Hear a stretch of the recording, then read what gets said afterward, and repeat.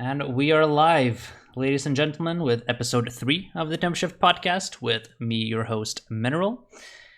And once again, we have a very special guest. If you guys are Overwatch fans, which I assume you are if you're listening to this podcast, you might have heard that the Toronto Defiant made a historic move, one that no one else has made in terms of being the first team to ever move away from a full Korean roster and go for a mixed roster. And today we're lucky enough to have the mastermind behind the decision, the general manager of the Defiant, Jay. How's it going, Jay? I'm doing pretty well. Good morning. Good morning. Well, morning for me, and I guess evening, late afternoon for you. Yeah, exactly. And again, thank you for being so gracious with your time, for getting up a little earlier. It's obviously, not 9 a.m. Where you are. You guys are very busy, so really appreciate the time. Yeah, no problem. And as I alluded to, we obviously have to get to the big news, which is you guys moving to a mixed roster, and we'll definitely get to that. But before that, I kind of want to lay the foundation for the discussion a little bit. I think it's interesting to talk about the Toronto Defiance season because it has been interesting. There's a lot of things that happened leading up to this point. And I think it's easier that way to kind of understand how you guys got to this point. So we'll talk a little bit about that. But before we even head into that, I kind of want to touch a little bit on you because I think a lot of people might not know that you are sort of especially I guess people who started following the league when Overwatch League launched, because I think you weren't really associated with a team publicly during season one. Most people might not know that you are sort of an OG in the scene. You have been around since the get-go, since closed beta, starting off with the team Final Go McCree, which certainly has some legends in it, or had at least the original iteration of the roster had some legends in it, and Clockwork and Flame and Pure, who is also shout out to Pure. He's doing very well with Triumph right now, the team that is kind of stomping in trials. And obviously that team went on to become Splyce, and that's where you kind of made a name for yourself. So I guess where we can start is kind of what was your experience like with Splyce? What did you kind of learn during that process? Obviously, you brought a lot of knowledge and experience from the military. So, what did you kind of learn, and what was the time in Splyce like leading up to this point, and how has that kind of experience helped you in your role with the Defiant? Well, I guess it was kind of interesting. I don't know if you want me to go into how I met the guys and ended up being with the team originally, Sure. or do you want me to go directly right into like our experiences with Splyce? No, you can talk. You can sort of begin where it makes sense for the story. Well, so it's kind of an interesting story, I guess, mainly because it's about it was in closed beta, so when I played closed beta, I was still actively in the U.S. Army, but I was in the transition period when I was getting out of the Army, and so during this time when you're transitioning out of the military, you tend to have a lot of more free time on your hands. And a friend of mine asked me if he used to work at Blizzard, and he doesn't work there anymore, but he left for his own reasons. This is like way before the Overwatch League, but um, he asked me if I wanted to play this game, and he said it was Overwatch, and he can get me into the beta. I said I have a lot of time on my hands, so I said sure. And he got me into the beta, and I was in the closed beta. It was kind of interesting because a lot of people don't realize, I guess now, especially in this, how far it is into, I guess, the retail version of Overwatch. But the closed beta community was very small. Everyone pretty much got to know each other really quickly, and it was kind of funny because during that time, I don't know if you remember, very few people ever wanted to play supports. Mm-hmm. Like it was pretty terrible. And so, just like everyone, whenever they play a game, like everyone played DPS. Even I played DPS initially, but because I got frustrated, especially in competitive in closed beta, I started playing supports. But it was like I was had no idea what I was doing when I was playing support. So just like a lot of people back then, there was not a lot of streamers. Obviously, Brandon Siegel was the most popular streamer back then. Uh, but he wasn't a support main.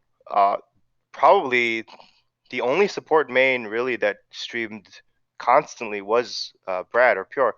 So I would watch him, and after a while, me and Brad got to know each other just from me watching his stream. We would chat all the time, and then we would start playing with each other in game. And I had remembered at a certain point, me and Brad became very close. Uh, and then he had told me that he was going to make this team.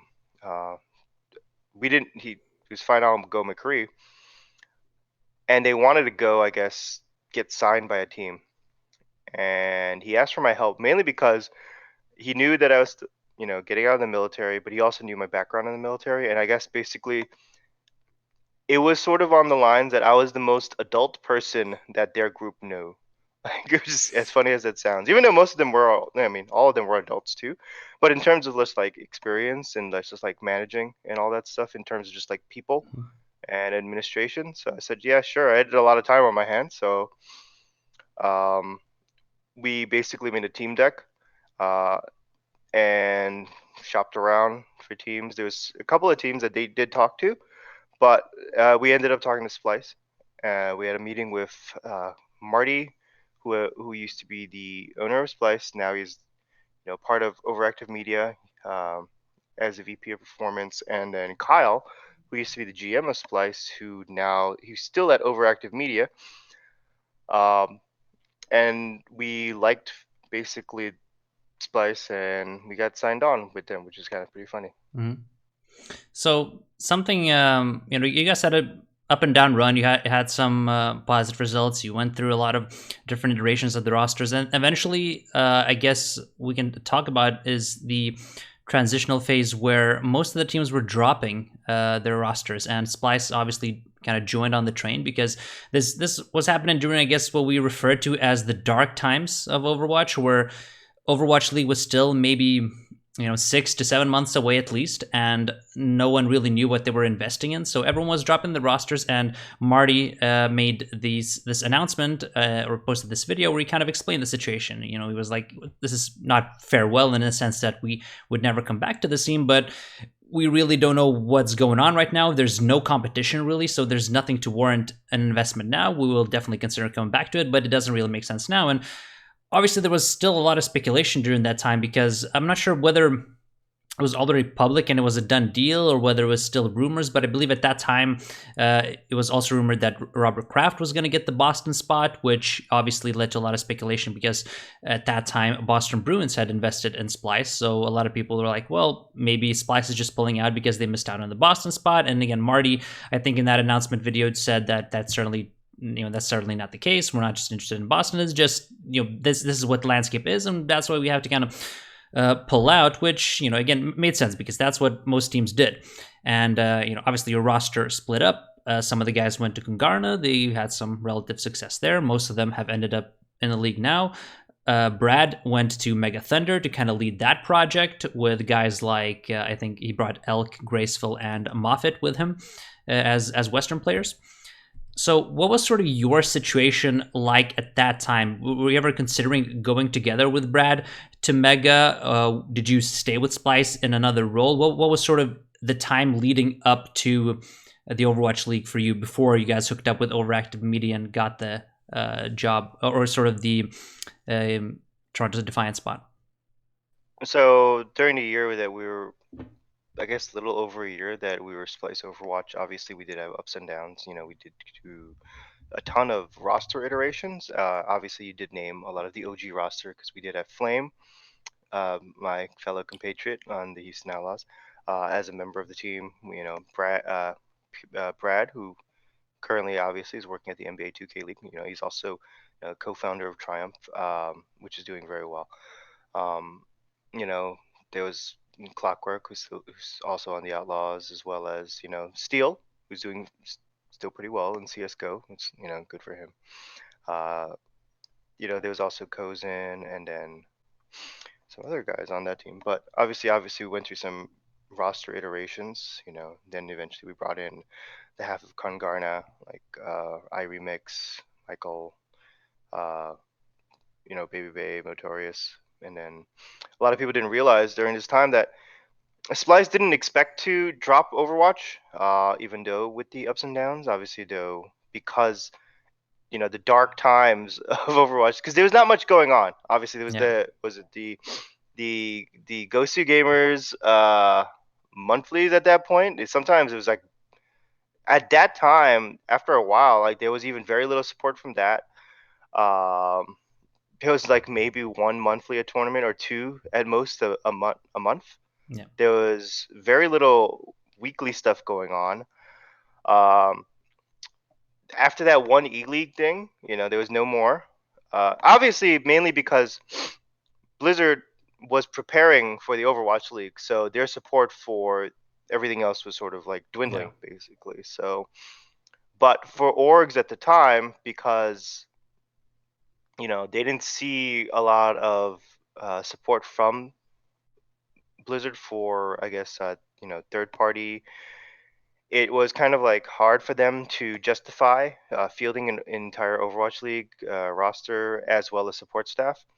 It was kind of sad at the time because we were trying to do a lot of changes at the end that a lot of people didn't realize. We had been trialing Bishu also. Um, we even were working on bringing in a new coach, and he had been working with the team. This is actually right before we let the team go, and he's actually doing really well right now because we went through several iterations of coaches. Like Sword had been an assistant coach on the team, who he was on Team Canada, as well as Wizard Young. Mhm. He had been one of our coaches. Near the end, the guy that had been working for the team for about 3 weeks was David or Deepe, who's now on LA Yeah. Gladiators. He just never became officially coach because we had dropped the team by that time. So that was unfortunate. But when right after they Marty made the because he made the call, he made the talk in person with the team. Like he let the team know in person that he was letting them go because the team had been doing a boot camp in New England at the time. So, but Marty came up, he sat everyone down, he told the team, and then afterwards, basically both him and Kyle had asked me to, you know, they had a separate talk with me, and they had asked me to continue on, even though they were letting Overwatch go, because during the time that I had been managing Overwatch for Splyce, they basically liked my management style with the team and wanted me to stay along with the organization, and they would find a way to give me a role in the team, and which is basically what they did. So I became the assistant general manager. I also started a new division for them, which was the fighting game division. We signed a new player and everything. But at that time, I basically managed all the North American teams for Kyle, and then at some point we split up the kind of like the European and the North American teams. So I became head of North America, while our European division, was Call of Duty at the time and League of Legends. So I ran all the North American teams as well as all the partnerships for Splyce. So I became the North American team manager as well as the partnerships manager. So after the transition out of Overwatch, I just stayed with Splyce in a different role, just and head of all their North America, Mm. basically. Yeah, and it's fun when you talk about those times again. You mentioned the boot camp in New England, and that actually flashed a memory where I remember you guys were doing this promo, I think, for some sponsor thing, and I still remember the video with the guys in the bathtub and all that stuff. So those were those were some fun times, and it was really a shame to see them go. But like I said, there's a lot of people who were involved with Splyce at the time who have gone on to have exceptional success. You mentioned Deepe, who I think ended up with Congarna at that time, and again, Congarna overperformed. They did very well in season 0 with all those guys. So that was obviously very fun to see. And so, kind of, Overwatch League is you guys see Overwatch League developing over season 1. When did you guys know that you were going to try and get into season 2? And were you sort of really looking forward to, because again, you dabbled with a bunch of different divisions, were you really looking forward to getting back into Overwatch? Did you want to kind of get to the GM job for the Overwatch division if you guys managed to kind of get a spot? What was sort of the thinking process throughout as you were watching, I guess, Overwatch from afar? Yep, pretty much. So at the time that even though I was in head of all of North American teams, we had dropped fighting games. So basically, my two passion things for Splyce had gone away, which is Overwatch and fighting games. So I was basically managing all the teams that were really not really related to historically that I played. But I had no problem with it. A job is a job. You do what you have to do. But it's kind of different when you manage, I guess, or work in games you passionately care about more. I think I guess you would. It's easy to understand. Like if you actively play certain games all the time, obviously you care to manage them more. It's So when we found out that we were getting the Overwatch League spot, I basically told Marty, I don't care what happens. I will drop my current position and only do that. And he basically he said that, yeah, I understand. I was waiting for your message because he knew that it was gonna happen. So, Yeah. and then yeah, it was pretty much a done deal at that point. Um, so Hmm. yeah, I mean, we were pretty excited. It's kind of like interesting because there's not a lot of really concrete information out there about the whole like application process and the bidding process for an Overwatch League spot. And there's obviously tons of reasons why. There's a ton of NDAs behind it. Hmm. But I will, one thing what we can say is that you are never really sure you got the spot until you get the spot, and it could be right up to the point like until they officially announce it, you're never really sure, Hmm. basically. So once we knew, it was pretty much we had to go like full throttle. Like everything had to get done at that point. Hmm. Yeah, and I mean, I guess there was some public disputes in terms of, I mean, everyone kind of knew that there were rumors that Fnatic is definitely getting in. They're getting the I forgot which city it was, like a city in Thailand, Bangkok, I think. Like that was very heavily rumored, and then that never panned out.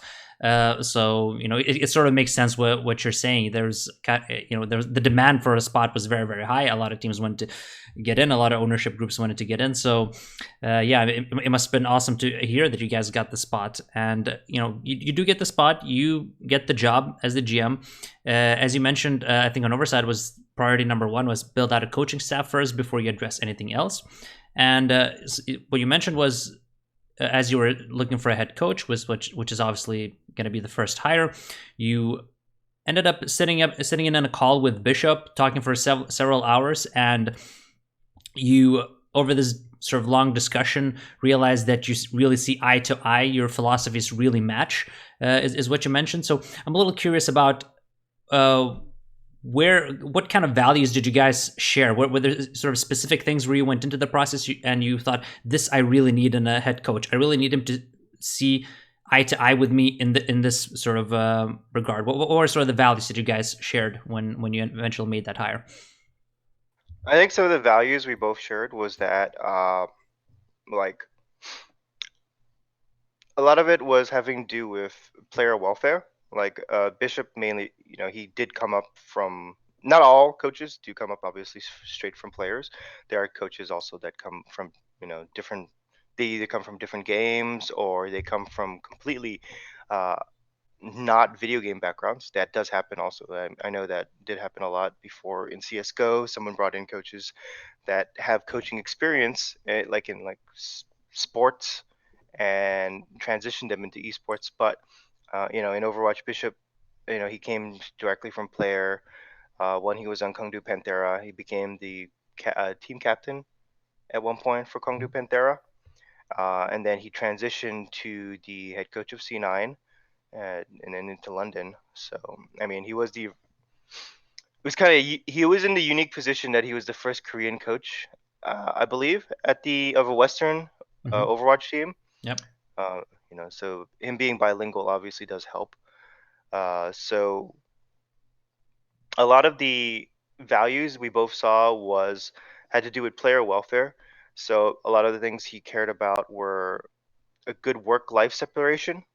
Because his main issue a lot of the time was that in Korean esports, there's very little work-life separation. Mm-hmm.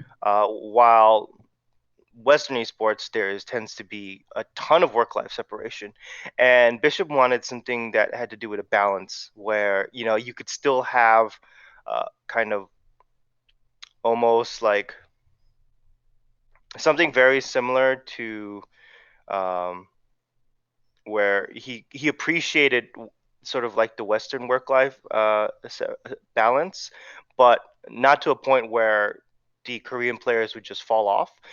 But and the thing is, Bishop also kind of appreciated the fact that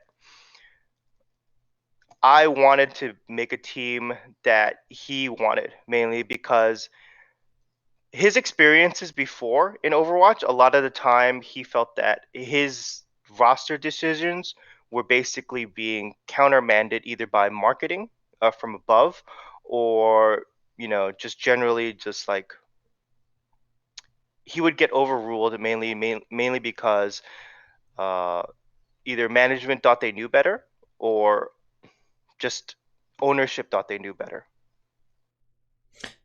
which does happen quite a lot. I mean, Hmm. unfortunately. Yeah. I'm not sure your experiences with that. I don't know Hmm. if you've experienced that yourself as a head coach, Yeah. but that does happen. So, and we also wanted to make a coaching staff basically that could be tailored to him. So, a lot of times in esports, a lot of times you head coaches are not really given a choice in who their assistant coaches are. Hmm. And basically, we said we wanted to make sure that he was comfortable with his assistant coaches. We're not going to just throw him with assistant coaches that we wanted him to play with or just work with, but we wanted to find assistant coaches that he wanted to work with originally. So basically, his coaching staff was basically the coaching staff he wanted to be with initially. Hmm. Yeah, and that's yeah, I think that's super important because you want to find guys who complement each other where you don't have a lot of overlapping kind of skill sets. And yeah, I do definitely relate to that, where you don't have kind of full control of what your coaching staff is going to look like, always in sort of every team as an L coach. And certainly something you mentioned with kind of balance. I think that's also a big kind of culture clash. It's something that I certainly experienced this year when we had majority Korean roster and Western players. Western side were sort of on the one side of the extreme, whereas the Korean side was on the other extreme. Like Korean players are used to just working 12 to 14 hours a day. Just we're gonna outwork everyone, and we're gonna, you know, that's how we reach success. That's how we reach success in our other teams. That's the only thing we know. And you're not really maybe you're closed minded in that regard. Whereas like the Western players are inherently closed minded in the sense that no, we definitely need like work and life separation. We need to work this amount of hours, not more, not less, because then we're reaching sort of a point of diminishing returns, right? So that was, I think, a very hard line for us to maneuver. So I'm curious because you guys came into the season or with kind of Bishop's mindset and your mindset that you do want to have a balance, you do want to make sure your players don't burn out that quickly. Was it hard to bring that to the Korean players because you guys have a full Korean roster, and I imagine a lot of them are used to that mentality where no, we just have to work harder. That's how we're gonna get the wins. Actually, no. Actually, it's kind of interesting, and I don't know if all teams have experienced this yet, but from what I have heard, that there is some, I guess, continuity in this. And because the Overwatch League is so predominantly Korean, and let's be frank, it just is. Mm-hmm. Like it's what, over 80% Korean Yeah, currently, I don't think it's that high or is it, yet. or it's pretty Six. high, but I don't know Yeah. what the I actual think I numbers think it's are. between 60 and 70 ish. At least it was before Yeah. the season. I'm pretty sure. I think that was before. I think that was with season one. Season two, though, was pretty rough because the influx of Korean players was massive Yeah. for season two. It basically drained almost all the talent out of Contenders Korea. So the thing is, what we've kind of found out is that there's a bit of complacency in Korean players right now, mainly because they feel like it's hard to it's It's not hard to explain. It's mainly because they feel like, I guess, they're the dominant region, um, and right, justfully so, right? They haven't been toppled as a dominant region, even the Overwatch World Cup. In they've won everything pretty much. Yeah. The only time that they haven't, I guess, is the season 2 when Shock won, and even that is still a mixed half Korean roster led by a Korean coach. So, you know, historically, Koreans have done very well for themselves. But what we found is kind of interesting is that the Western players lately have been working very, very hard. And this may not have been true before Overwatch League, but nowadays, European and North American players tend to be, I guess, grinding much harder, mainly because they just have to, because they just never got the chance to get into just the difficulty of them getting the Overwatch League is much more difficult than, obviously, because what do Overwatch teams look at right now, especially when they're trying to pick new players up? They automatically look at Korea, right? Yeah. Especially contenders Korea. So for North American and European players to stand out, they have to work harder. And we've sort of discovered this, especially with our current move to Gods and Sharek, is that they North American players are not lazy, and neither European players at all. They grind the game, and they sort of have a passion, and a lot of it has to do with the fact that they have this drive to really make it. And once they do make it into the Overwatch League, they have this drive to stay in the Overwatch League, because it's so much more the ceiling for them to get through into the Overwatch League is so much more difficult than it is for Korean players. Hmm. Yeah, I mean, I can definitely understand that and how that's shifted over time, because if you think about it, in the early days of Overwatch, all the money was in the Western scene. Like all the organizations, the Western players were getting paid much, much more than Korean players who were almost playing for free, even though they leveled up in skill so much. And obviously, as time goes on, they have less to work with, so they perform better. And then the resources shift to the Korean scene, and obviously now the resources are drained in Europe, and Europe was one of the better paid regions. Together with an A in the beginning, and I think it just forces you to shift your mindset. I think there have been even players who are relatively famous, like Baby Bay. He was very open with this discussion where he said, I kind of got lazy. I wasn't practicing as hard until I sort of lost my spot, and then I started grinding like a madman. And obviously now he's ended up in what seems to be a pretty good situation for him with a starting position with the Atlanta Reign. But you get very complacent. You don't learn that you have to work for stuff when you just kind of get it, or you've already, you feel like you've paid your dues and you're done. But that's really not the case, and I think that's sort of what we've seen, what you're kind of alluding to with this shift in resources.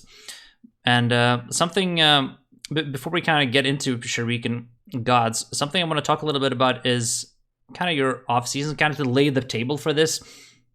You guys head into the team building process with your coaching staff. Then you guys ran trials in October. You finished the roster, I believe, relatively quickly.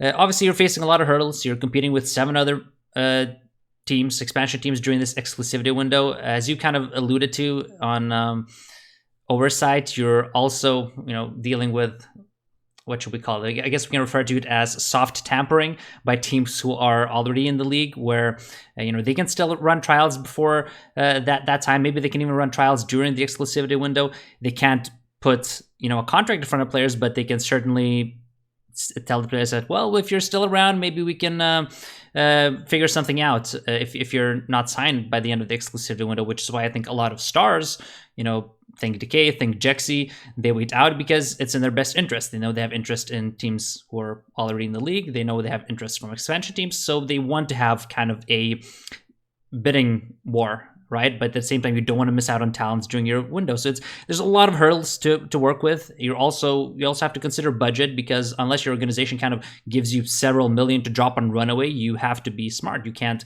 spend everything on one player. You have to build out the entirety of a roster, minimum 8 players, right? So, and again, that's something you said was part of your philosophy, that you don't want to blow the entirety of the budget and then not be able to make moves during the season and just be handcuffed for the rest of the year. You don't want to do that. So I guess my question is, what was sort of your philosophy going into this entire process, dealing with all of these hurdles? Were there certain positions or roles where you felt like this is where we definitely need to invest a little more? This is where we need our star power over some other positions. What was kind of the mentality and the values you were looking for in the players you picked up? Um, One thing I will say is that that roster did not was not easy to finish, mainly because there's a lot of difficulties. Mhm. So it did take actually we didn't complete the roster fully, our full 8-man until uh maybe near the deadline, basically. So near the deadline is when we signed Roki. Mhm. Um, and a lot of it did have to do with competition. So there is an exclusivity window. That exclusivity window obviously is about 30 days. But there is very little that you can do about other teams talking to players and just telling them that they'll to wait. And you can't prove it. Nobody can prove it. Even if they're signed later on, like, and they even so, if you're talking to a player and they say, "Hey, I don't want to continue on our discussion," and then you find out from their teammates, basically, "Hey, they got an offer from another team," basically just telling them to wait, and we can't tell you what team it is, and that's pretty much how we Yeah. have to let go. So even though we've been spending maybe 2 to 3 weeks trying to pursue this player, all of a sudden, because they got an offer from one of the original 12 teams, we have to basically start over again. Um, for a long time, we only had two signed players, and then we would trial a whole bunch of people, and it was pretty difficult because we started our boot camp. We had signed Envy, um, and then we had signed another player who actually didn't work out for the team, so we let him go. Mainly because the good thing about a boot camp is you get to see player synergy and how players get along in a close environment. Because it's a little different, obviously, if you just play online all the time. Mhm. But while at the boot camp, we found that these two players did not get along at all. So we eventually ended up, letting him go. And we went through a ton of trials. Like, I think at one point we had trialed like 13 main tanks. And even though you trial 13 main tanks, some of the main tanks you want end up not being available just because other teams either bid first, signed a contract with them first, or they have history with somebody else. So if I won't name the team, so I'm not gonna name any teams, obviously. But if a head coach from a Korean team ends up going to Overwatch League and asks his main tank to go with him, even though he's been trialing for us, the main tank's generally going to go with him, mainly because he has loyalty to his original head coach, and that just happens. Even if it was turning out well for us. So there was maybe like 3 to 4 main tanks that we wanted that we basically could not have. Um, Eventually, though, we did ended up we pretty much did like Yakpang. Uh, After trialing with him for a while, he did have pretty good synergy with Envy at the boot camp. Um, and then because we kept trialing a ton of different players, especially for the support roles, Yakpeng suggested we bring in a lot of his teammates from O2 because they were very very much available, and a lot of teams were not looking at O2. They were kind of like overlooked by a lot of the Overwatch League teams. There was obviously a huge interest in Kongdu, Element Mystic, Runaway. The thing with Runaway is that they were not accepting really any conversations about individual players because they wanted to go together as a team. Runaway did speak to many organizations at the time. Um, they always wanted to stay together which is very commendable. So you know, there's obviously heavy interest in Kongdu players. There's heavy interest in Element Mystic players and X6. Uh, but there was almost no interest in O2. You know, some of them got trials for Overwatch League teams, but the majority of them was very much overlooked, which is kind of interesting because, you know, they did very well in Contenders Korea Season 1, and they still did very well in Contenders Korea Season 2. So you know, though a lot of people will say that they kind of overperformed in Contenders Korea Season 1, but still, you know, for a team that had very good results in two back-to-back Korean seasons, you know, we had expected that they'd be a lot more competition for them, but there was actually almost none. So we started trialing a lot of the O2 players. So we trialed um, Stellar, Ivy, um, Climax. We did trial Climax. A lot of people, you know, have questions about if we did trial Climax or not. And we did trial Climax. You know, we did trial Rain. They're one of their support players.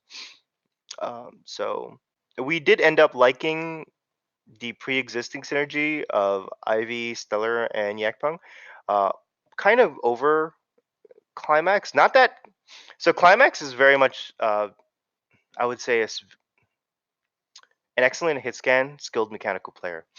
The thing with Ivy is that Ivy is also an excellent, you know, projectile mechanical player. The Ivy's playstyle is that he's not a heavy comms player.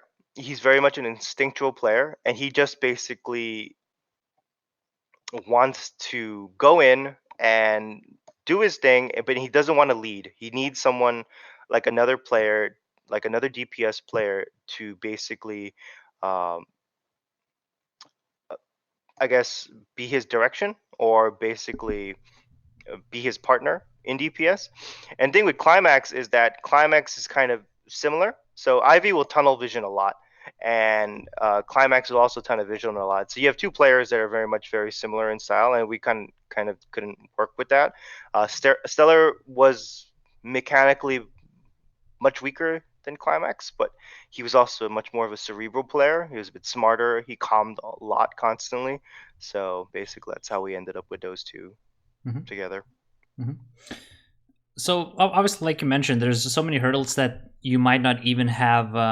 You don't really have control of a lot of situations, even if you're kind of pursuing the right guys, because you don't really have the option to control a lot of situations. But if you know something you said that you mentioned in one of the interviews that you think is kind of the hardest part of a GM is to sort of predict what will work and kind of get ahead of issues in that sense. So out of the things that you could control, were there anything where you look back and you think, oh, this was kind of an unforeseen error, you know, maybe we should have taken this situation a little bit seriously, maybe we underestimated the importance of this situation, maybe we should have had more depth at this position because of how important it is. Was there anything like that where you feel like you could have potentially controlled or taken more seriously, that you know, looking back at, you think you could have changed? I think at the time, probably not so much. Mainly because just a lot of things were so unforeseen. Even with the information we have now, a lot of things we just could not change, mainly because we were so constrained by number one, time constraints. Number two, you do have budgetary constraints. Not every team does have budgets, as well as you just have to see what's working for you at the time. You don't have time. You do have a limited time at a boot camp. We had about a month and a half. And so it's during this time that you basically have to figure out what's working for you at the time. Um, we did have kind of like a video series. It was kind of funny. It was interesting. I don't know if you watched it. It was like Becoming Defiant. Like Bishop kind of narrated most of it.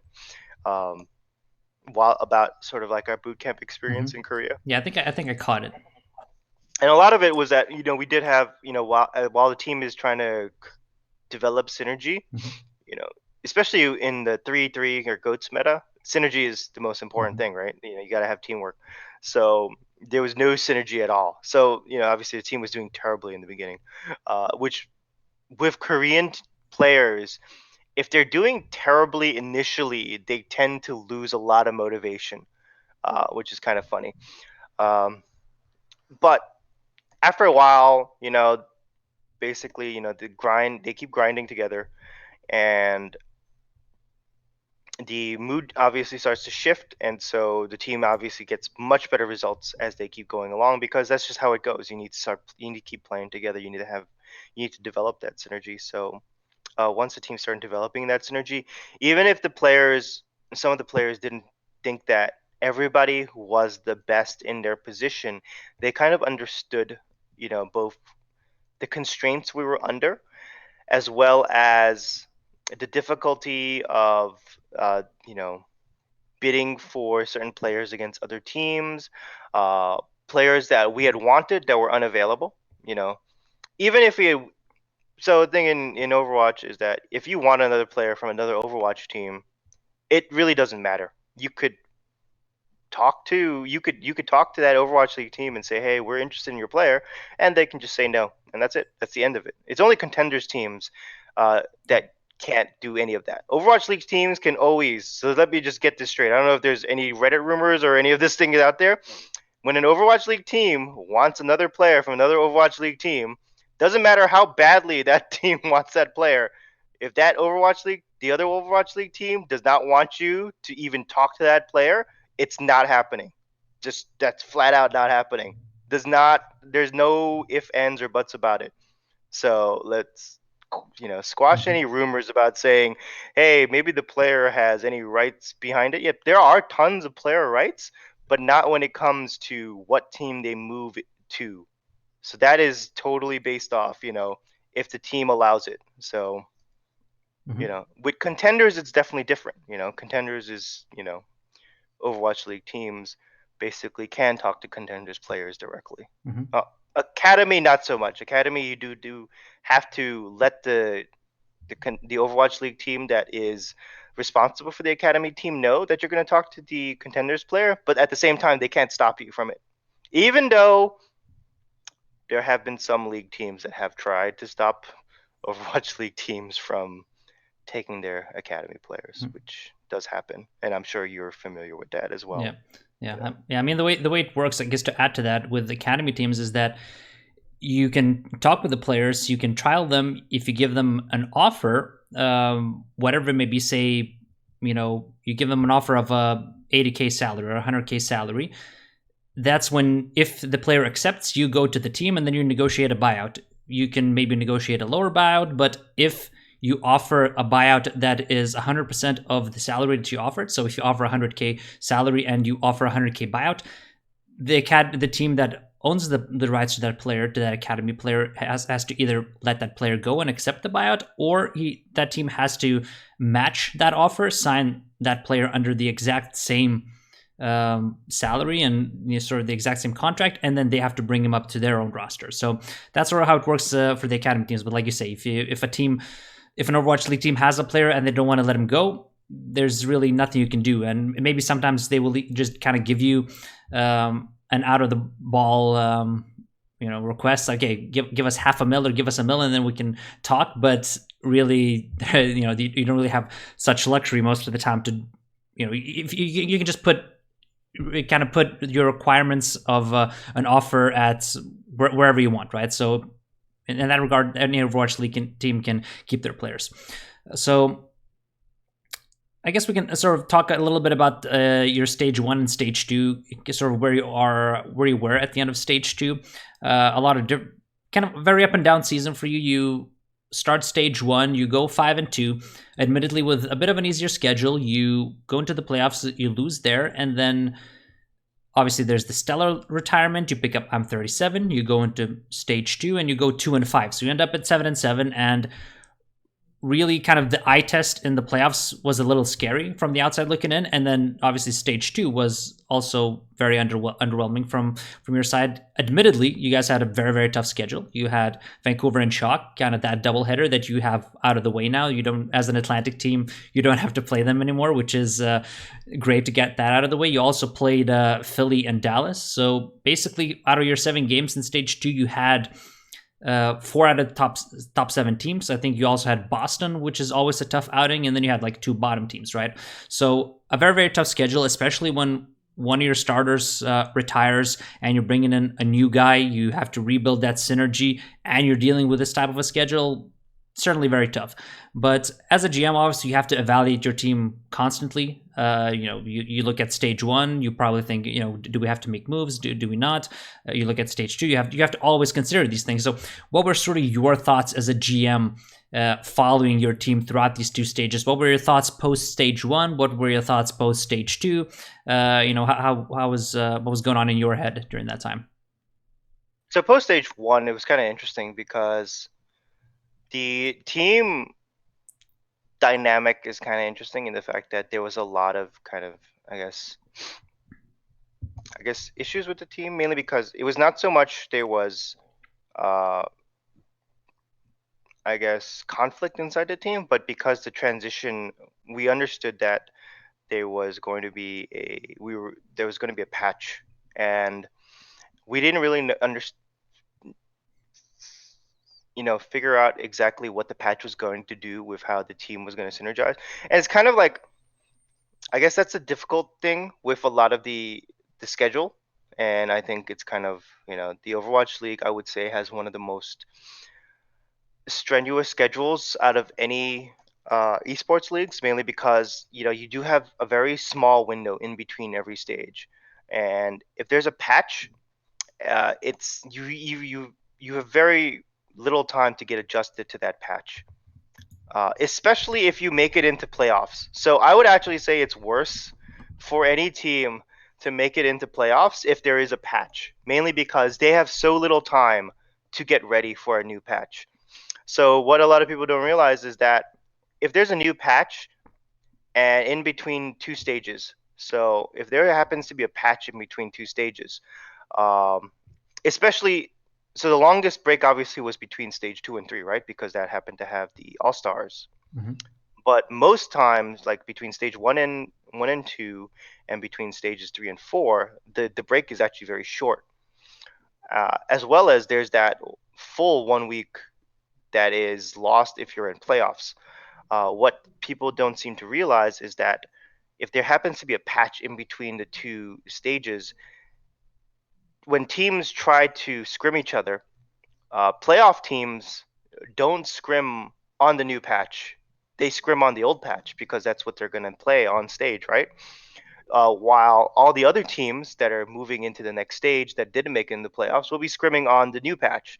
So it's actually kind of beneficial almost to not make it into playoffs if there happens to be a patch, mainly because you do have that extra week to Mm-hmm. get prepared on the new patch. Um, and if you do make it into playoffs, you basically have to finish your playoffs and then immediately start trying to scrim on the new patch.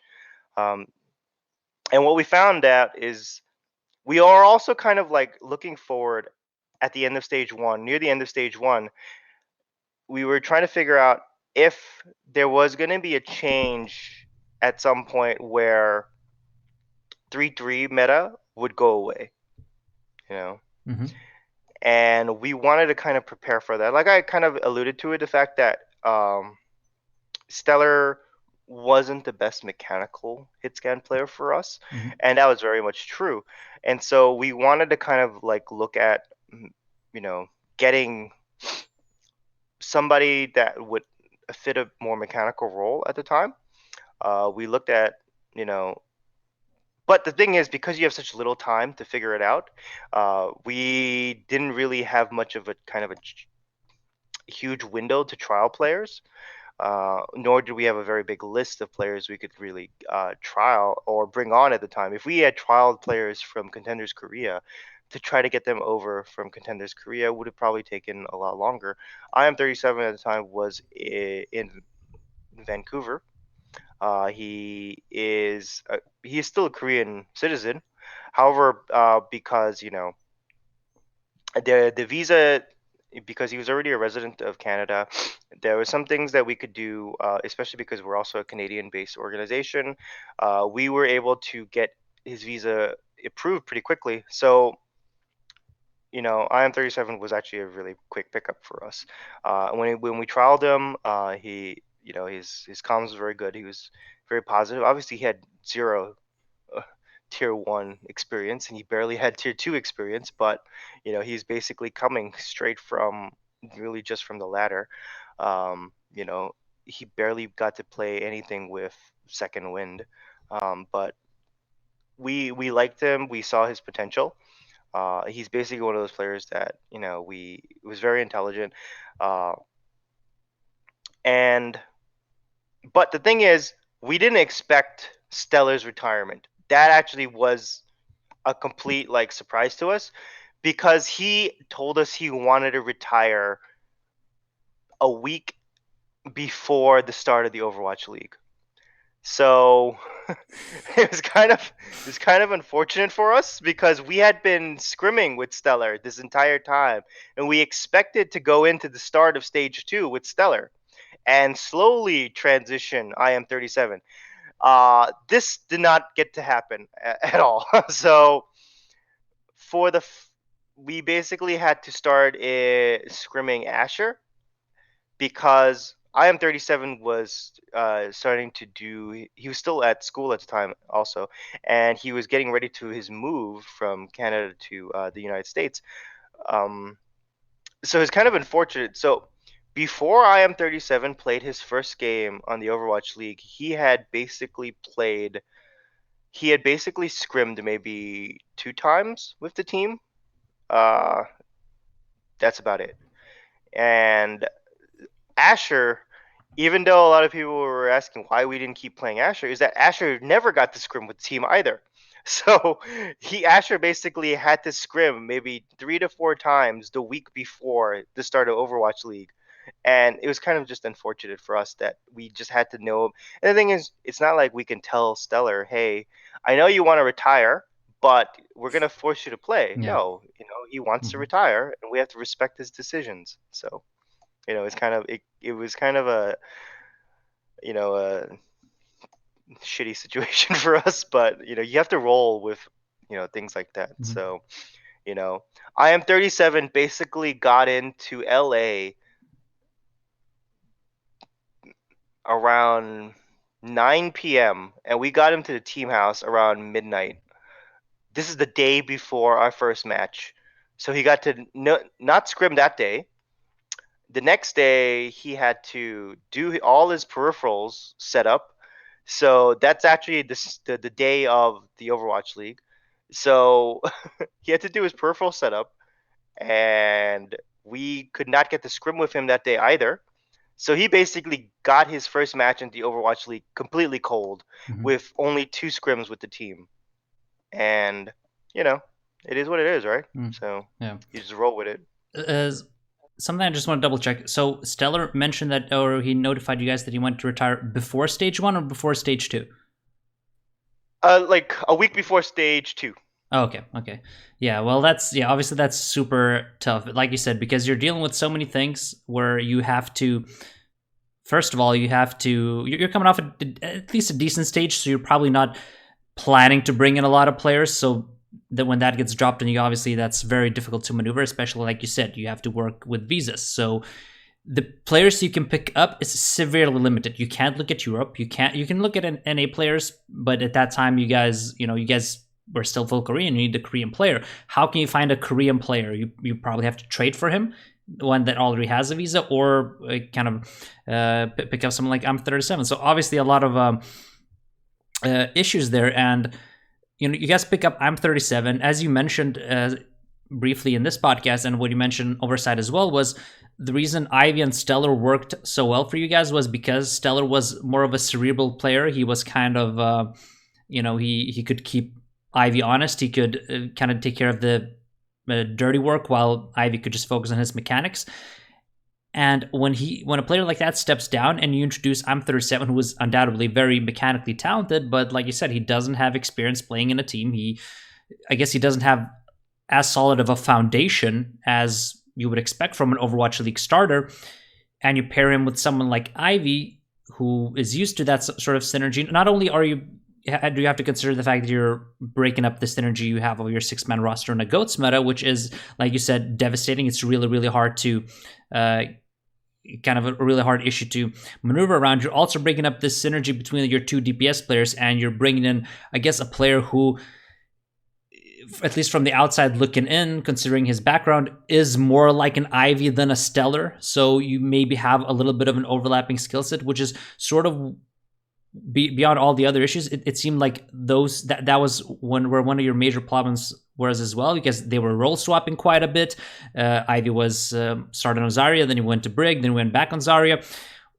What was sort of that? Was that one of the main issues, kind of figuring out that synergy on the fly?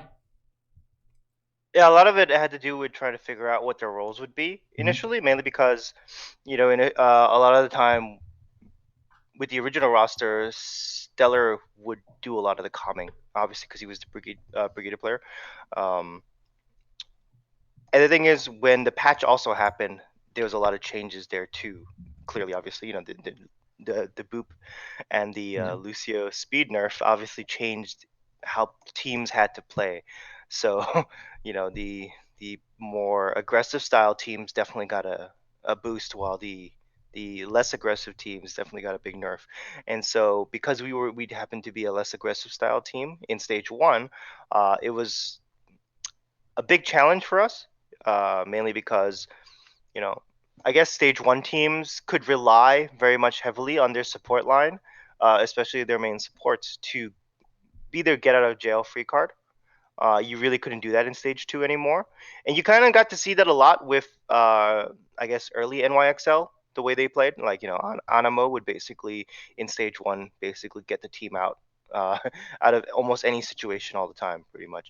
While in stage two with the new patch, you really couldn't rely on that reliably, and you basically do have to rely on, the decisiveness, heavily on your front line. And that's kind of where our front line was having a lot of serious issues with. And the fact that we were role swapping a lot at the time, mainly because Ivy was kind of uncomfortable not having Stellar call all the time, and he was expected to call a lot more. And he was not so much, I guess, willing, not so much comfortable in that position. And I am 37, obviously doesn't know how to, with zero experience in the Overwatch League, as well as nearly zero experience in contenders. He doesn't know all the, exactly how to calm properly, in that type of team environment also. So, they did a lot of role swapping. Historically, people try to put hit scan players on Zarya, and that actually kind of like is not always the best case. I think a lot of teams have kind of noticed that also, that the transition from hit scan to Zarya is just because, the whole idea of tracking doesn't always, is not always a one for one thing. And I think uh, some players have kind of noticed that there are a lot of hit scan players that have tried to transition into the Zarya role in 3-3 and have not found success. And I think, that it's kind of proven. So, like, look at the issues with Soon, who's a brilliant hit scan player. He obviously does have his issues on Zarya, just like Carpe, one of the best hit scan players in Overwatch League Season 1, obviously did have issues playing Zarya at first also. So I am 37, when he tried to play Zarya, we were hoping that it would work out for him and let Ivy play Brigida, where he'd be more comfortable maybe and not calming as much, and that didn't really work out for us either, because IM37 was not as comfortable transitioning into the Zarya role also. So we swapped them back, and and they're a bit happier that way. So yeah, something I'll say about that in terms of hit scans transitioning to Zarya. One of the biggest duties of a Zarya player is you have to be very vocal about your bubbling. You have to be able to tempo shift together with your Reinhardt and really control the pace of the fight in the front line. At least it really helps your Reinhardt if you're able to do that, if you're able to kind of call the game around yourself and carry in that regard. Or at least have someone who can do all of that and really micromanage the team in the Brigade role. But I think ideally that's what you want in a Zarya player. And historically, while a lot of hit scans do have great tracking, most hitscan players are used to playing Widow. They're used to playing these stationary heroes who just kind of aim and they're not really relied upon to call a lot. And if you don't have that skill developed and you're just kind of quiet and you're not comfortable both in your mechanics and to lead and control the pace of the game, it's very, very difficult to play Zarya in a team, or you're not going to be on the same page with the team. So I certainly see the issue there, and like you brought up soon, an excellent example. Uh, Beyond that, now you've ended up in the situation where you have I'm 37 and you have Ivy. You've identified some of the issues there, and something you also mentioned in a Unicorn interview before the season was that you really understand, or you really value flexibility, and you think that's super important, especially in the DPS roles, because you don't want to be meta dependent. You want to be able to transition and play well in every meta, and that's why you see a lot of teams have this flexibility. You look at someone like NYXL, obviously they have 5 players, but even in the 2 that they're starting now, between Nene and Libero, they're covering almost everything. London, between Prophet and Birdring, they cover pretty much everything. That's even okay. So Carpe maybe hasn't excelled in this meta, but in any other meta, he's still sort of serviceable in this meta. In any other meta, him and Ikyo cover kind of everything, right? So now that you are in this situation where you only have I'm 37 Ivy, do you feel comfortable? Do you feel like this is potentially a situation where you have to add another piece just to see where you're going to rotate? Because while other positions are kind of you want staple players who don't really rotate around, DPS positions have outside of a goats meta been the positions where you do rotate. And obviously with Stellar and Asher retiring, you're left with just the 2 DPS. Is this something you're looking to address? And also another question, with Stellar and Asher retiring, because you mentioned that balance is super important for you guys, was there anything you guys could have affected or help these guys along the way to maybe not end up in this position where they retire? I really don't think we could have done too much for either of them, mainly because for Stellar, really a lot of it had to do with he did miss home a lot. And I think kind of the pressure was very hard on him, mainly because if it stayed 3-3 meta fully, he was very comfortable with his position. A lot of his, I guess, internal, I guess, stress came from the fact that he was afraid of what would happen when the 3-3 meta goes away. And obviously, 3-3 meta isn't gone away. He'd still be doing fine, but it's still here. It's still going on very strong. But because his fear was that, what is my role going to be on the team if the 3-3 meta goes away? And no player ever wants to really stay on the bench forever, right? No player wants to just sit there and watch his teammates play all the time, and you just sit on the bench. If then that's what he kind of expected his role would be if it became like, say, you know, just DPS got to play DPS again. Um, like when we would play, like I guess we're kind of comfortable with how the two, like I am 37 and IVR, when they do get to play DPS players, because I'm 37 is able to play all the hit scan player roles, while IV is extremely flexible. He can play pretty much everything. So the only we are thinking about possibly getting something else to maybe round out things, but that's I would say later on, or maybe as we go on with the season. But I would say though that in terms of work-life balance, a lot of it had to do with Stellar's own, I guess, stress on himself, and in terms of like he built basically his own expectations for himself, and it does happen a lot. Players want to always stay at the top, and with Asher it was a little different. He didn't very have much terms of stress in terms of his own play.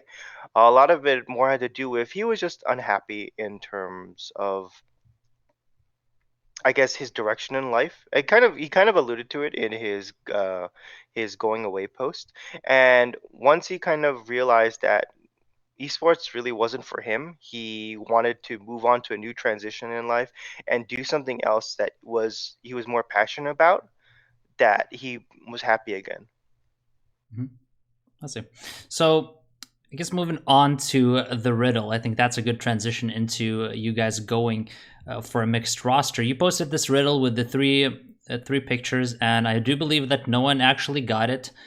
In hindsight, it looks pretty obvious because you guys obviously, well, not obvious, it was still difficult, but you did bring up to Sharik and Gods into Montreal Rebellion. Maybe you could have potentially figured it out, but I think that was also disguised by the fact that you guys were full Korean at the time. So mainly people were probably just looking at Korean players you guys could add, and no one really got it. I thought it was a fun kind of exercise. I hope that other teams sort of do that as well, instead of this announcement of an announcement stuff that most teams do. Just throw a riddle out there, have let people have fun with it. Did you think someone would get it when you posted that riddle? What was the thought process behind that? I was thinking maybe someone would get it because I guess I was expecting some teams to kind of. So there was going to be internally people that knew about it, mainly because if they start scrimming the players, they were going to see the fact that, Gods and Sharek was on the team, as well as, even though Gods and Sharek told nobody, once they hit LA and once they started scrimming before the announcement, I don't think they scrimmed before the announcement, but the fact that you can kind of tell what's going on in the tier 2 scene. If once Gods and Sharek got moved up to the Defiant, our academy team had to start reaching out for trials. So that is sort of a signal across tier 2 that something just happened on Rebellion, especially in the roles that we were trialing for, obviously. So, because of that, we kind of expected there were going to be people in the tier 2 scene that knew what happened, or at least had a hint at what happened. But, luckily, people that kind of had insider information, none of them actually, posted anything to try to like cheat the process. But I would say I didn't expect any people outside of that to kind of figure it out, because no one had done that before. Take a full Korean roster and go non-mixed roster. Obviously the opposite has happened. To go from a mixed roster to a full Korean roster. I have experience with that. Yes, you do. You personally have experience with that. I have a very much respect for my counterpart in Mayhem and Matt. He's a great guy. They obviously went a different route, and we basically did the opposite of that. And the fact that we historically, most teams have always looked at Contenders Korea or just in Korean players in general, and the fact that we were going to take the risk of taking a full Korean team and just saying, hey, we're going to take out what the conventional thought is and just go mixed roster. We thought that would surprise people enough that nobody would really get it. Mm-hmm. And it was pretty funny because when we had figured out what we were doing, our social media coordinator, I guess he's pretty well known in the scene as kind of like a big memer. It's Vortex or Eric. That's his real name is Eric, but Vortex. He was like, so do you wanna? He's like, look, I have these 3 pictures as a riddle, and I looked at his pictures. I was like, your pictures suck. Basically, because his riddle, I thought his riddle was pretty terrible. Not all of it. One part of his riddle was actually decent in terms of like his clue for mixed roster, but the rest of it I thought would be way too easy. So I said, all right, give me like 5 minutes, let me figure out something. And 5 minutes later I was like, use these 3, and this is gonna be. I said, what do you think of these 3? And he said, I have no idea what this means, so we'll go with that. So I said, and I posted it, and nobody figured it out. So it's actually pretty funny. Yeah. So again, you make the decision to go for a mixed roster. Obviously, what I tweeted initially was that you guys, out of all full Korean teams, you guys sort of had the pieces to actually make that move work on a short-term basis. Since like majority of your roster does have experience playing in mixed rosters, with Envy, with Aid, Rocky obviously hadn't, but Aid had, Neko obviously with I think with Boston Uprising. I'm 37 is obviously bilingual, so you guys could kind of get away with it. did you? Is this something you thought about? Kind of when did that cross your mind that hey, we can actually go mixed with this roster. We don't only have to look at Korean talents. And what sort of, because with Shriek and Gods, you guys obviously brought them up to Rebellion. They kind of saved the Rebellion season in a way. They really impressed in that regard because the team performed much better with those guys in there. So what was kind of your thinking process leading to this decision, and did you know bringing up Gods and Shriek into the Montreal Rebellion, was that basically just a way to protect them until their visas were finished and you were planning to move them up, or were you just kind of impressed by their performance there before you moved them up? What was kind of the thought process through the whole thing? We were very much impressed by their performance on the Rebellion, and then we were we were just impressed with them in general. So them as a duo in terms of just their decisiveness and I guess their calming and just how they played together was made a big impression on the Defiant coaching staff in general. So we would say mechanically we didn't think they were superior than our current front line that we originally had on Defiant, but when we would sit in their comms, it was basically night and day. It was just very much uh, like what we wanted in our team in terms of comms, where it was very much driven by the front line. You know, in the Defiant, the comms was not really driven by the front line; it was driven by the support line, and we wanted the comms, especially with how the patch had shaped up, especially after with stage two after the new patch. We wanted the front line to take a lot of the leadership role in the team. And when we sat in Defiant comms, we saw that a lot, and we actually kind of like appreciated the fact that they um, took such a direct leadership style with the team, and they could sort of synergize well with the support line on the Rebellion. And it was kind of an interesting. It was actually pretty funny because it was like maybe near the end of stage two. Um, you know, Bishop, Baroy, and Bubbly, they had all been working very hard to do things. At one point, they asked me, "Hey, Jay, can we come to the office to sit down?" Well, no, sit to not the office, but to my apartment to have a talk. This is like at like 11 p.m. This is after like way after scrims. I said, "Sure." This is so they came and we sat down. They sat down on my couch and we had this long like 2 hour conversation about the team and the direction for the team. And they said, "Look, we feel like this would be a great move for bringing both Sharik and Gods up." And I said, "Are you sure? Because once we do this, we have to be sure we're doing this. Obviously, this is a big move for the team." And they said, "No, we're definitely positive about this. We think that we can make a mixed roster work." You know, um, the funny thing is, the team did not know. The team had no idea this is going to go on. Only the coaching staff knew. I knew. Um, and then we told the obviously the org what our plans were, and then we told Brian, the GM for the academy team, who's um, used to be the head coach for uh, Goats, and then first gen. But we basically said, "Hey, this is what we're gonna do. You guys, just letting you know. I'm sorry. I know you guys are prepping really hard for the finals of North America contenders and everything." And they were like, "No, no, this is great for the team. I'm very excited. Obviously, it's kind of like bittersweet. You kind of it kind of sucks to lose your front line, but at the same time, you're very much excited for them to make it into Overwatch League. Um, but we wanted to wait to tell Gods and Sharik until after the finals of or at least after the playoffs happened. So we waited until after the playoffs happened. Obviously, they lost to Fusion University in the semis. They went to a game five. It's kind of heartbreaking. Gods is pretty sad at the end.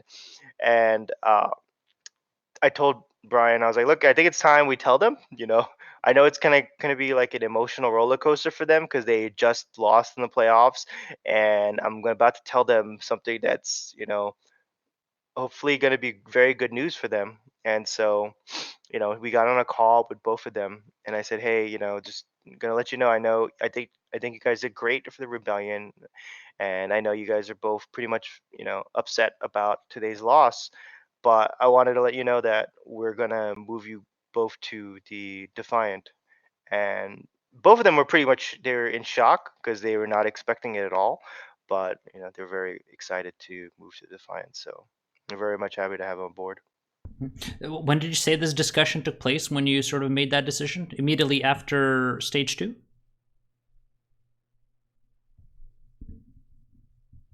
This discussion happened, let me think, I would say,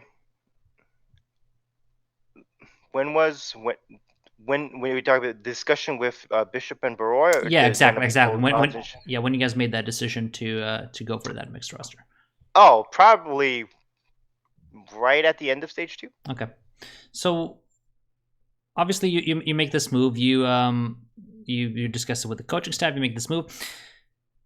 After that, what are your feelings as a GM as well? Because now your outlook of how to build the team, both for the rest of the season and for the future, kind of shifts because now you have a mixed roster. You can all of a sudden pursue the entirety of the world in terms of talent pool. Um, but how did that change your mindset at all? Were you kind of excited about the prospect of scouting other regions as well? What is how does this kind of change your outlook on the Defiant for years to come? Oh, it definitely makes a lot of things in terms of, like, I guess, easier in terms of we get to look at players from across North America, EU, Pacific, Australia. Like, it doesn't lock us anymore to just looking at Korea contenders. Um, we obviously do appreciate the fact that some of the best talent in Overwatch League do still come from Korea contenders. Um, though I would say Korea contenders right now is not the Korea contenders before season two. And if people think it still is, they're definitely looking at it with rose tinted goggles because they're not looking at the same Korea contenders matches as they as they really, because it's the level of Korea contenders now is needs a little time to develop again, I would say. Mhm. um, because I think over 100 players came from Korea into stage two. That literally drained the talent pool of Korea contenders. So all these teams basically had to reform rosters, uh, using young talent, 15, 16, 17-year-old players that had no experience, and it gives them time. They need time, obviously, to get there. And obviously, Korea contenders will probably get there, I would say, soon. Mhm. But this season of Korea contenders was definitely not the same level of I guess, performance as it was last year, Mhm. definitely. Something, But yeah. So that's something I'm also curious about. Was the plan heading into before you even signed your first player? Was the plan always to go full Korean, or and were you actually thinking about whether players were bilingual as well, so that you would have this option? Was that on the table at all? I would say initially, we went to go full Korean mainly because we felt it was the easiest to create a competitive team initially. Mm-hmm. Just right at the get go, right out of the gate, we felt that it would be easier, mainly because we didn't have to deal with the language issues at first.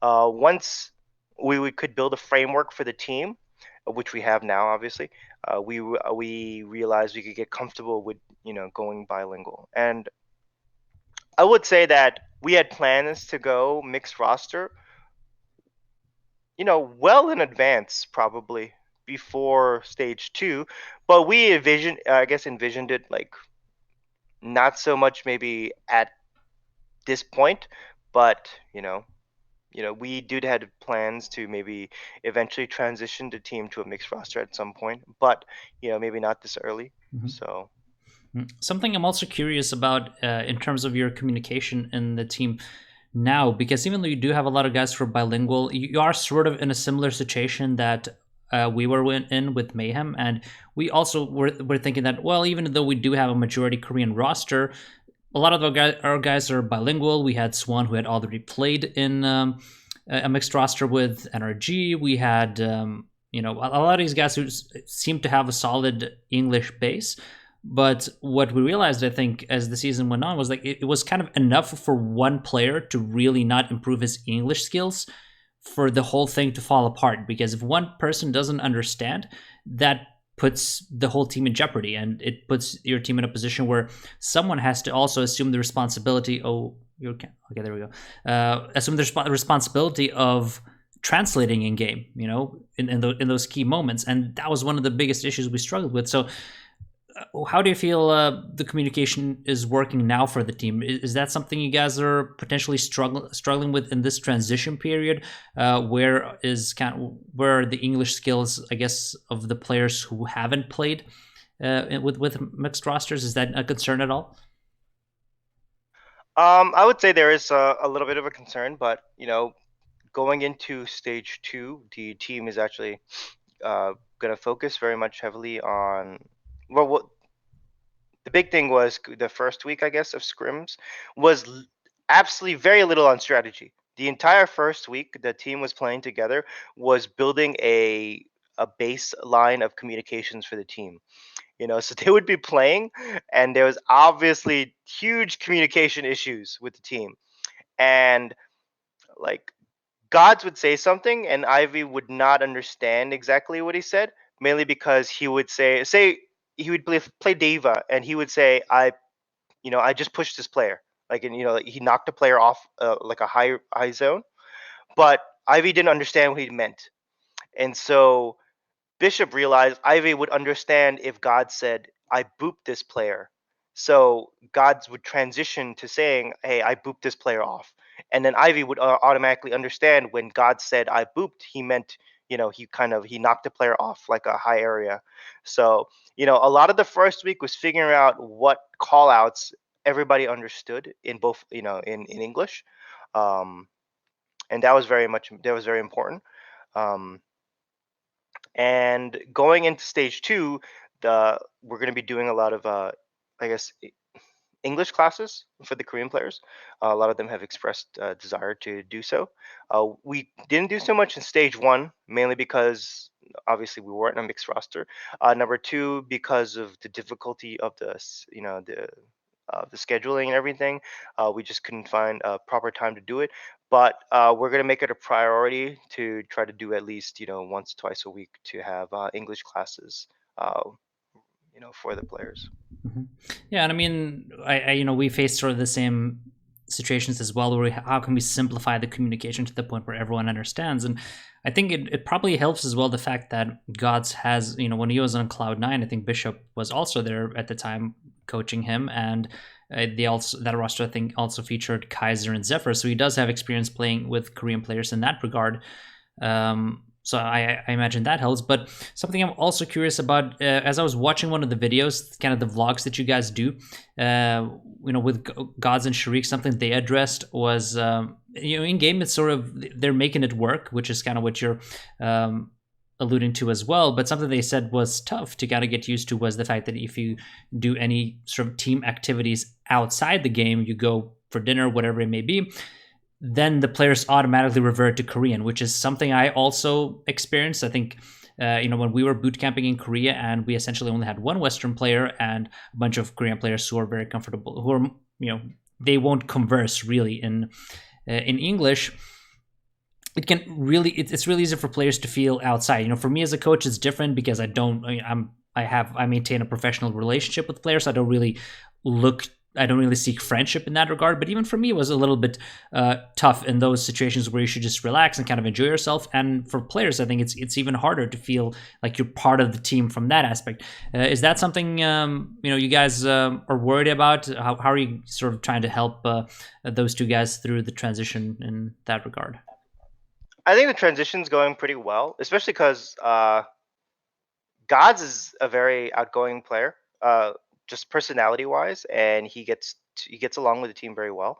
So even in a social setting, I think it's doing pretty well for them. Like even when they're not playing the game, like gods will just play random games with the other players. Like he was playing League of Legends with the but four of the Korean players. You know, they were just common English. Like I would say Sharik is a little bit more shy than Gods. Definitely, he's a bit more. You know, he takes a little time to come out of his shell a little, but you know he is starting to. Obviously, you know it's a big move coming. He moved all the way from the UK over here. You know, a lot of people don't realize he is a Latvian, but he does live in the UK. So you know, it's a bit of a transition for him. You know, but he does live. You know, he loves living in the house. Both Gods and Sharik, you know, we do have a team chef, and you know they both love Korean food, so that works out. Uh, but our team chef also, you know, she cooks, you know, whatever they want. So, you know, she's been experimenting. She's been giving them a lot of like Western food if they ask for it. But I would say that it's actually, you know, working out well in the fact that the players are trying a lot harder.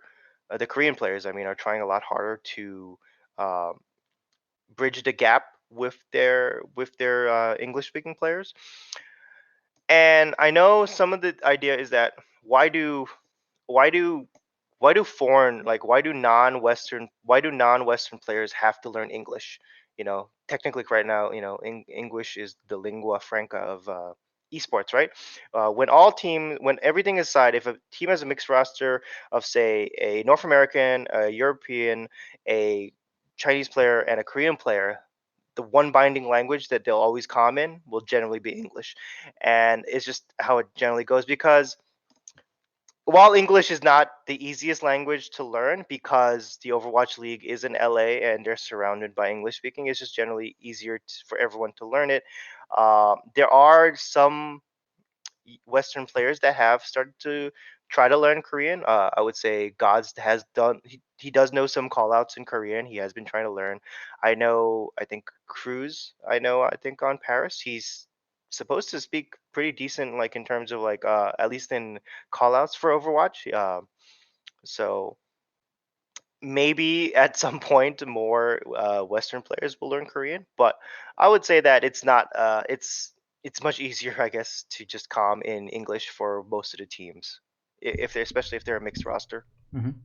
So I know you have to run soon, so I don't want to keep you for much longer. But there's just a couple of things I kind of want to get your take on. I guess the most topical thing being, Fusion University making the decision to move their academy team to Korea. And I think that's interesting for multiple reasons because obviously they do foster a lot of Korean talent. So in that regard, kind of makes sense. But I think you also have to consider the fact that next season you will, I suppose, there's a lot of value in keeping your academy team in the same city as your main team because you have a consistent scoring partner, right? So obviously you guys do have an academy team, even though while a lot of teams are dropping their academy teams this year, you guys still have Montreal Rebellion. Obviously brought up two guys who have gained value from your academy team in that sense. What are your now that kind of Fusion University has set this precedent? Where do you see Montreal Rebellion going in terms? Do you think you will want to keep them together with the team? Would you ever consider moving them to another region? What is your thought process in that regard? I don't think we would ever move them to another region. We definitely want to keep the Montreal Rebellion in general, but we also want to keep. I would say we're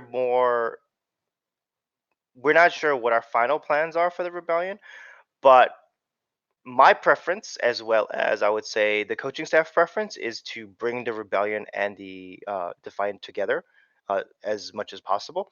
Sort of similar to how a lot of I guess league teams in other I guess leagues that have academy teams develop. But we feel like I guess the general consensus is that a lot of academy teams basically are considered a burden, while I feel that they should be a resource instead. And a lot of teams use them as a resource for one main purpose. For the longest time, they were just a resource to dump players that you wanted to hold on to until you can sign them of age until they can go into the Overwatch League. case in point, you dump Korean players that you want to scout them when they're 16 years old or 17 years old, but you want to sign them early on for a less buyout than when they're obviously of age to get into the Overwatch League when they're 18. And so you put them on your academy team and you hold them there and you give them experience on your academy team. And then when they're 18, you can move them up easily into your Overwatch League team. But I think Overwatch League teams don't get the real value out of their academy team. I think your academy team should be an extension of your main team. I think it should be a huge tool and a huge resource tool. I think coaching staff from both your academy team and your main team should work hand in hand, and I think that's something that doesn't happen quite often, and I think that's very important. I think number one, you don't have to field a constant 12-man roster in Overwatch League if you have an academy team that you're developing very well. Because if you develop that academy team very well, that could be your internal scrim partner instead of making a 12-man roster in Overwatch League and then having a B team and an A team there and saying that's my internal scrim partner. Because once you're in Overwatch League and you have two full rosters you can field in your Overwatch League team, that kind of creates a precedent with the fact that you're going to have a lot of players that are benched half the time, and no player wants to stay benched when they're in the Overwatch League, right? But if you have an academy team and you develop your academy team properly, you can actually have an academy team that is good enough to be a scrim partner when you need internal scrims. You don't need internal scrims all the time, but when you have them when you need them, obviously. But it's best to develop those players. Obviously, you want to look at players that are worthwhile to develop, right? You want to look at players for your academy team that you can envision, and that's what's very important. When Overactive Media asked us, for going later as we continue on with the rebellion.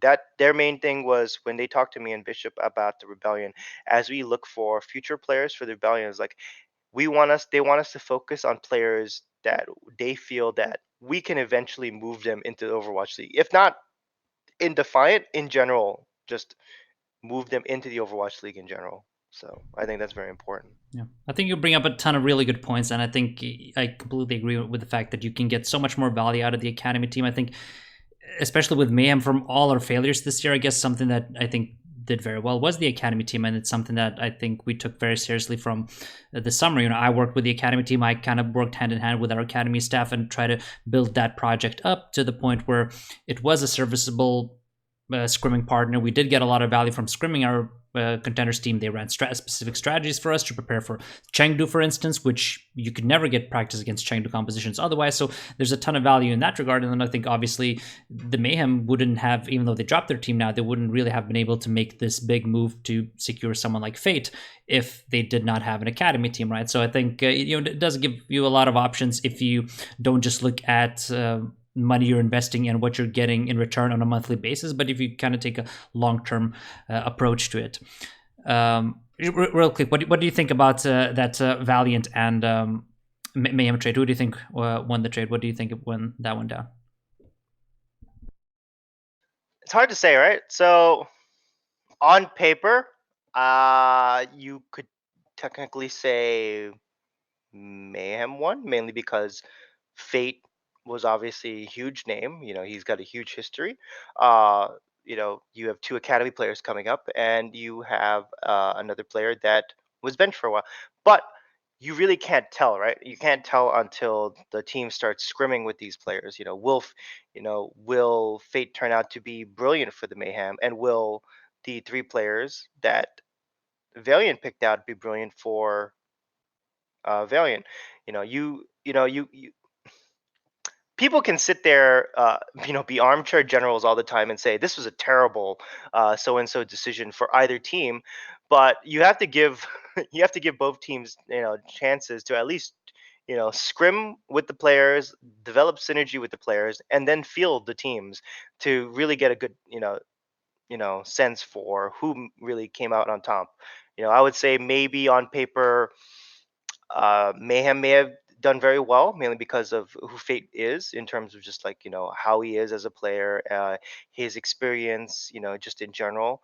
But maybe it turns out that Valiant, you know, they're the players that they got from Mayhem were the missing pieces they needed to excel. So we won't really know until we see stage 3, right?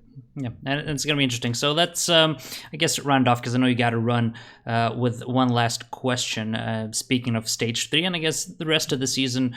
Now that you've made these moves, you're heading into stage 3. Obviously, still a lot of hurdles to overcome. You guys are sitting at 7-7, 2 games away from that number 6 spot, which secures you playoffs. You're right in there in the mix for top 12 to be in the gauntlet.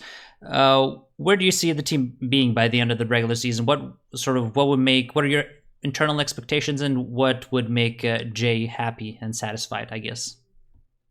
I think, just doing well for the season, making it to the playoffs would probably make us pretty happy, especially with the fact that, we've had to do so many last minute changes with the team, especially with the hurdles the team has to go through, and the constraints that we've been under, and especially with terms of time crunches and everything. We did come into the season with one of the smallest rosters. We only had 8 men coming in, and then we barely did any changes to it. We had to make last minute changes with Stellar into IM37. That definitely was very much last minute. That was a last minute in terms of 1 week change, and so I would say any if making it into playoffs would in at the end of the season would, or just the gauntlet in general, would be pretty much a win for us. Um, but the fact that we're kind of happy with how the team is progressing.